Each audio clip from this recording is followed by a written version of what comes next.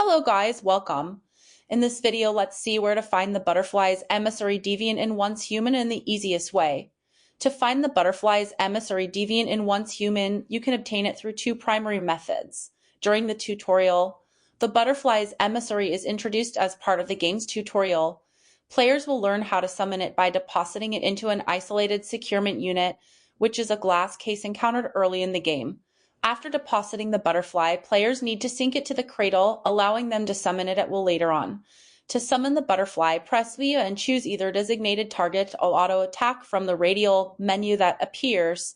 Open world locations. The butterfly's emissary can also be found in specific locations in the open world. For example, it may spawn at the 73 source extraction point located west of the Blackfell safe point near the northern anchor.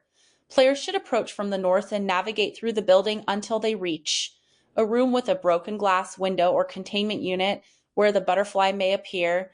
These methods ensure that players can effectively locate and summon the butterfly's emissary to aid them in combat throughout their journey in Once Human.